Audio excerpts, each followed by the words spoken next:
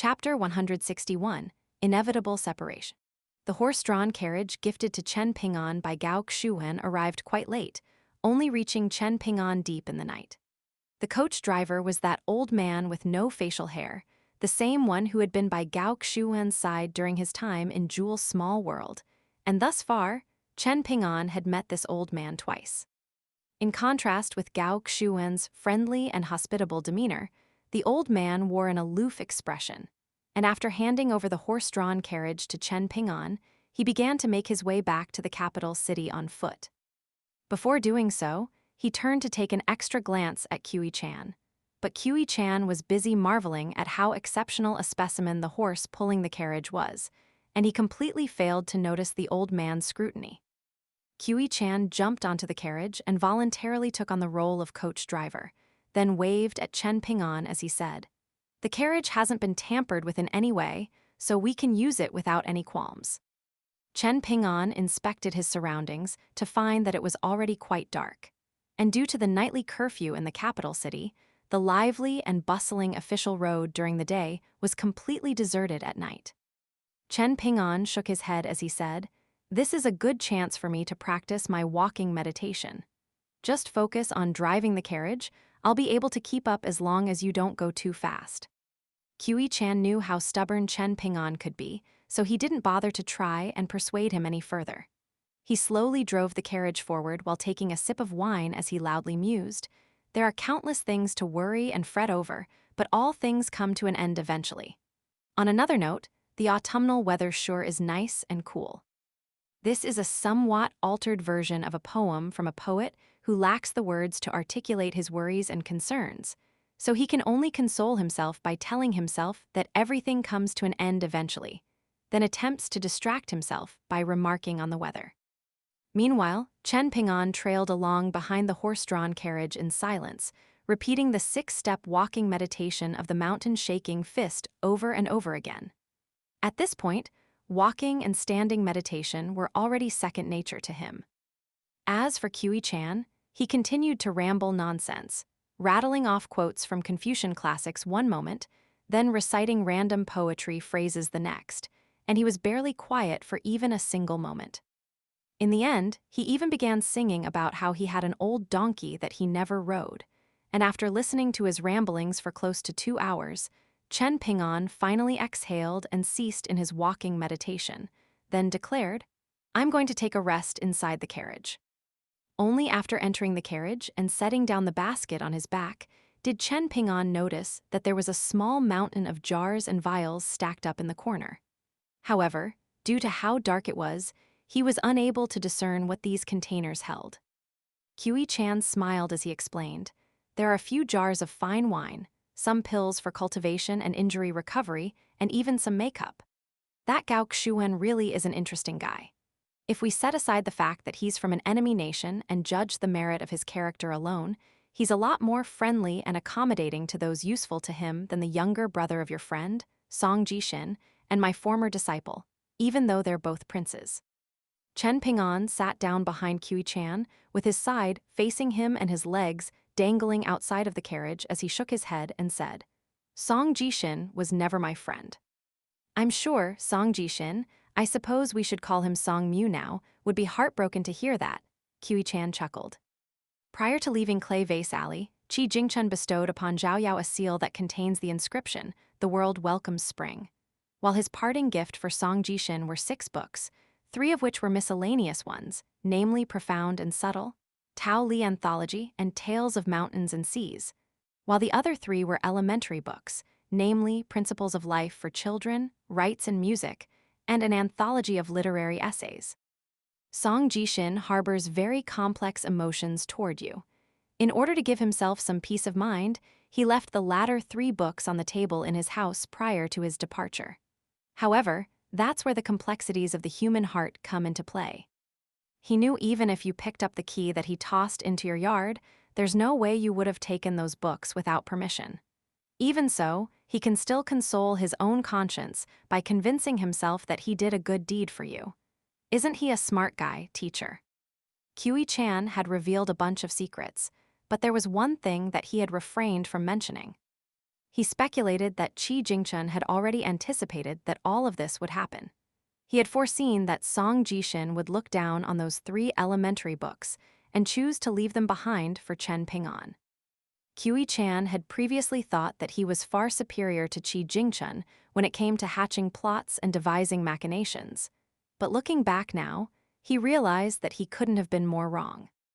Song Jishin has always been very smart, Chen Ping'an conceded in a quiet voice.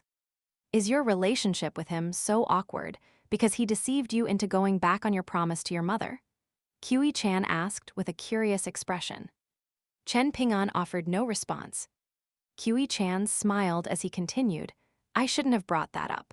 I'm not trying to make excuses for justifications for Song Jishin, I'm just telling you the truth. Regardless of whether what he did was right or wrong, there's an underlying reason behind his actions, and that reason is a very simple one. Song Jishin enjoyed far superior material conditions to yours, and later on, he even had a maidservant to tend to his needs. On top of that, he was well-versed in reading, Go, and calligraphy, but the more superior he was to you, the more discontent and envious he became. At the time, he was mistakenly regarded as the Kiln supervision official's illegitimate son, and from a young age, he was always being insulted by everyone in the town for this, both to his face and behind his back. Chen Ping'an finally said. Qiu Chan nodded in response. That's why, whenever Song Jishin sees you, he would think to himself, why is it that someone as wretched and impoverished as yourself at least had a complete set of parents, yet he didn't? In fact, he didn't even know the name of his own mother. The thing that was most unbearable to him was that despite how tragic your life has been, in his eyes, you seem to have been living a far more enjoyable life than him. Once you've filled your belly, you'd go to sleep, and after you wake up, you'd busy yourself with your daily activities. Whenever Song Jishin sees this, he would be overcome with envy and frustration. Hence, he wanted to pass his suffering on to you, and he knew what you cared about the most, so he decided to take that away from you. Chen Ping'an could still recall that rainy night in Clay Vase Alley. That was the first time that he had ever been struck by the urge to kill someone, and he had almost strangled Song Jishin to death that night. Liu Xianyang had snuck out of the kilns with him, and he inadvertently witnessed Chen Ping'an's actions from afar. As a result, for an entire month after that night, Liu Xianyang didn't dare to speak to Chen Ping'an, much to his dismay. The actions of a child can result in many different types of consequences, whether that be laughable, pitiful, or terrible, Qiu Chan sighed. Not only do children have the hearts of children, there are many important figures in lofty positions who are just as immature and naive as children when dealing with certain important matters that require a far higher level of maturity and competence. Chen Ping'an arranged his hands into the sword furnace position, but instead of continuing to meditate, he said with a calm expression, while it's true that I resented Song Jishin fiercely for making me go back on my promise to my mother, that's not what truly made me dislike him. Qiu Chan was very intrigued to hear this. Oh, what else could he have possibly done then? That time that Liu Xianyang was almost beaten to death, Song Jishin was squatting on top of a nearby wall, encouraging the people that were beating Liu Xianyang. He wanted to see Liu Xianyang being beaten to death. Someone like him is very terrifying in my eyes, Chen Ping'an replied. Qiu Chan fell silent upon hearing this. Chen Ping'an raised his head and cast his gaze into the distance as he said, back in the town, there's a saying that those who watch others carrying heavy loads can't comprehend how tiresome it is. I don't think this is particularly reprehensible, but if you have someone that maliciously adds to the heavy load just because they think it's fun, how could you possibly make friends with someone like that? It's not like Song Jishin ever added to the load on your shoulders, Qiu Chan countered.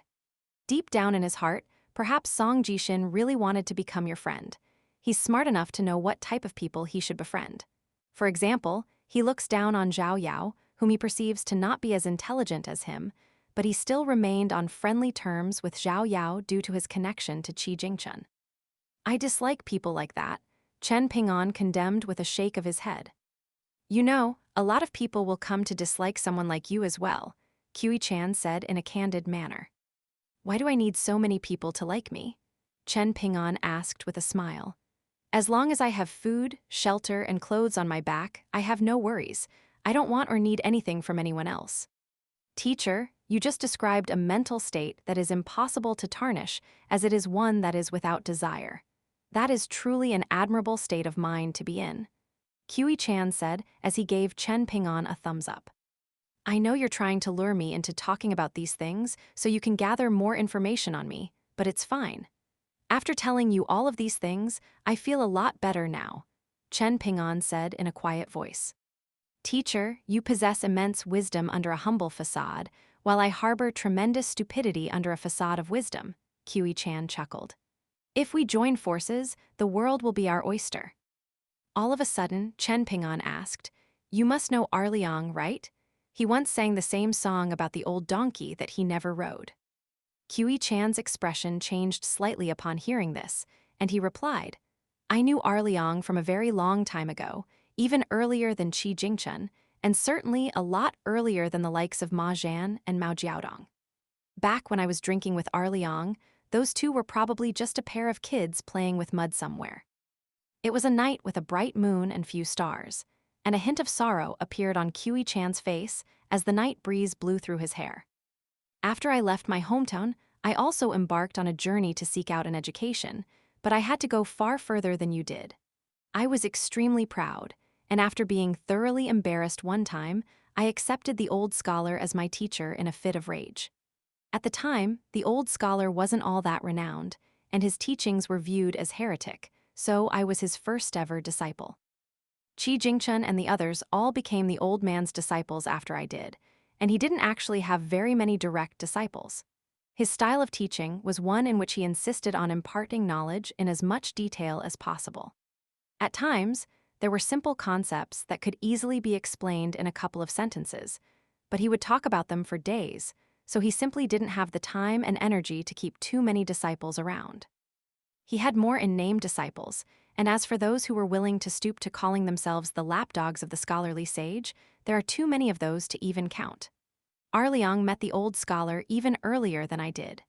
Initially, Liang's intention was actually to beat up the old scholar, but he wasn't just any ordinary old scholar. Instead, his way with words was unmatched. There's a debate between the three teachings, Confucianism, Buddhism, and Taoism, held once every 60 years, and it's the most perilous event under the heavens with no equal. Countless bright figures in the three teachings have been lured down unorthodox paths during these debates, ultimately becoming viewed as heretics within their own teachings. The more respected and revered those people once were, the more denounced and condemned they became after their conversions. Prior to turning my back on my teacher, I was confidently expressing my own insights on Confucianism during the debate for the purpose of helping. Forget it. Only a washed-up old man talks about their former glory. The old scholar was the only one in history to have participated in 2 consecutive editions of the debate, and most importantly, he won on both occasions. But that's a story for another time. All you need to know now is that back then, it was truly no exaggeration to say that the old scholar was completely unmatched under the heavens. He was referred to as the leader of a teaching, a moon among stars, and if one weren't a scholar themselves, there was no way that they would have been able to fathom his brilliance. Otherwise, why do you think the old man was revered in the Confucian temples, even though he secured himself a significant merit title during the imperial examination? The small nation that the old scholar came from was essentially begging him to accept an honorary title of unprecedented prestige, but the old scholar stoically refused. In reality, he was hatching a plot.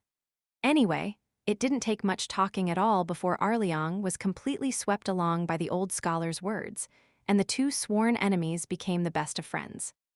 From there onward, the old scholar's status was elevated further and further, while Liang's cultivation base climbed higher and higher, and the 2 of them had always been on great terms with one another. Among the old scholar's disciples, Liang shared the closest ties with me, Qi Jingchen, and another disciple with the Zhuge surname. Liang did a lot for the 3 of us. In particular, for the sake of Qi Jingchen and the guy with the Zhuge surname, he waged many epic battles for the ages. A reminiscent smile appeared on Qi Chan's face, and he continued, Whenever Arliang returns to us after one of his epic battles, he would boast by saying stuff like, "Man, I really am badass." Or, "When I was laying waste to that sect today, all of the celestial maidens in there had stars in their eyes and wanted to eat me alive." Forget it, you kids are too young to understand. Kiwi Chan took a sip of wine as he sighed. There was one really admirable quality in Arliang, which was that unlike us scholars, he never boasted when he talked.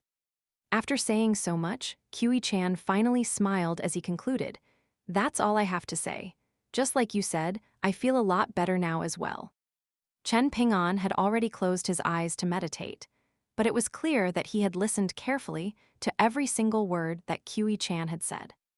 Kiwi Chan had a placid look on his face as he said, "We've opened ourselves up to each other, but that still doesn't change the fact that I'm a bad person while you're a good person." Chen Ping'an opened his eyes as he said, "I'm going to keep practicing my walking meditation." "Go ahead," Kiwi Chan said with a smile. With that, Chen Ping'an jumped down from the carriage and continued to practice his walking meditation in silence. The smile on Kiwi Chan's face gradually faded, and he finished the final bit of wine in his flagon as a dazed look appeared on his face. He murmured to himself, "Chen Ping'an, are you not aware that someone like you is also terrifying in the eyes of many?" "I heard that," Chen Ping'an called out from behind the carriage. Kiwi Chan burst into laughter.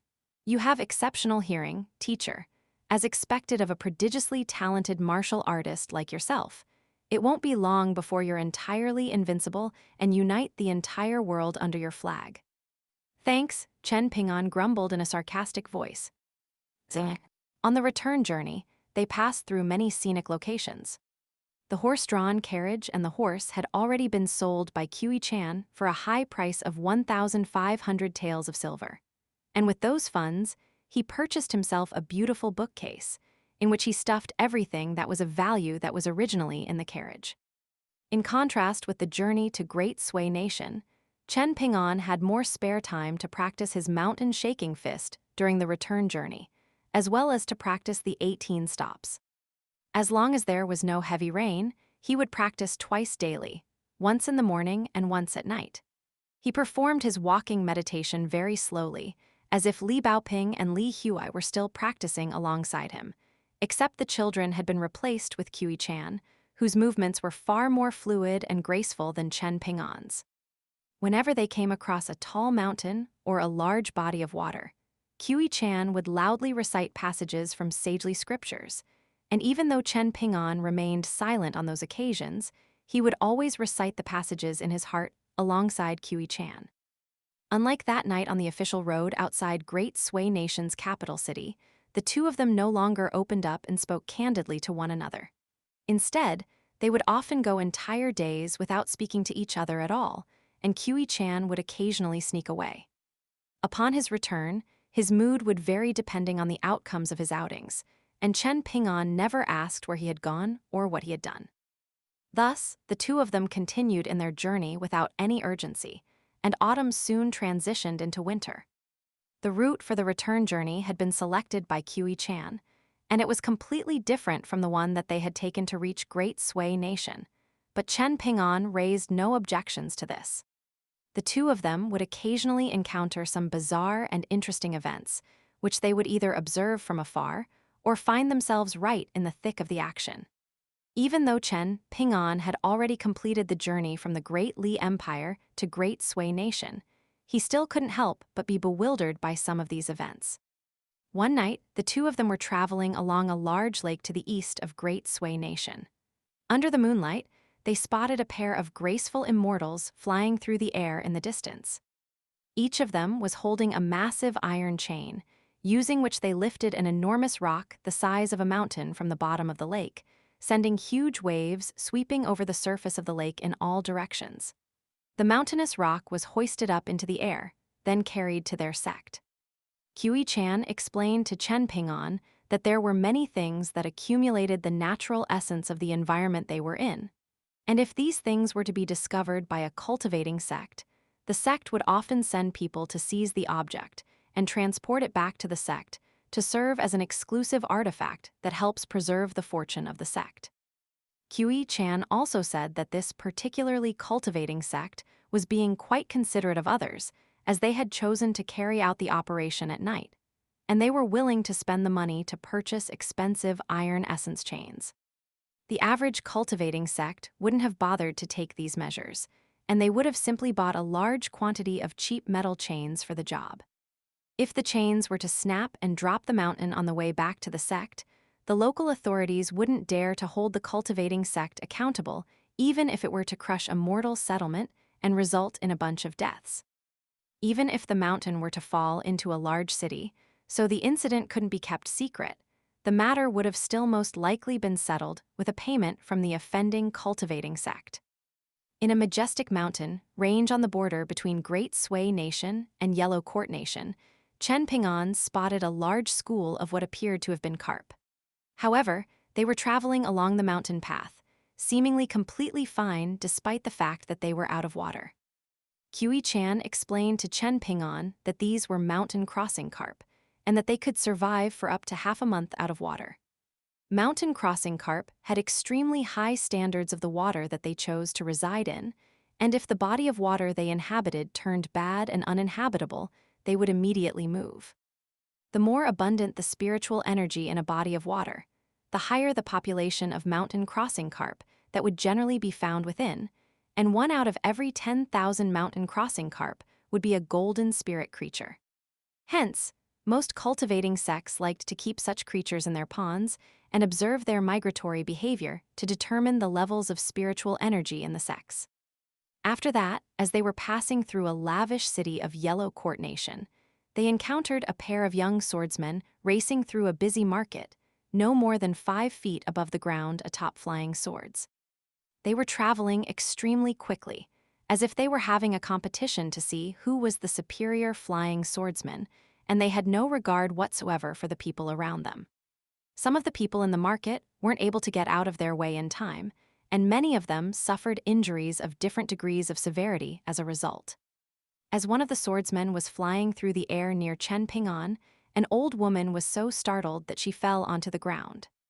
Both she and the swordsman attempted to evade each other, but unfortunately for her, they inadvertently mirrored one another's movements, so in her attempt to dodge to the side, she had actually positioned herself right in the swordsman's path. The young swordsman didn't want to lose to his companion, so he sped up instead of trying to take further evasive action, clearly planning to plow his way straight through the old woman. If Chen Ping'an hadn't dragged the old woman out of his path, she would have most likely been killed on the spot. Not only was the swordsman not grateful to Chen Ping'an for this, he turned around and gave Chen Ping'an a vicious glare instead. After that, the two swordsmen quickly vanished into the distance.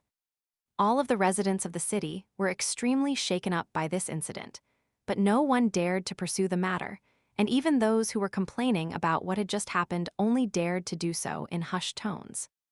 Qi Chan remained completely indifferent to this, and he remarked that other Qi refiners who were yet to reach the middle 5 tiers wouldn't have dared to be so reckless and brazen in a city like this.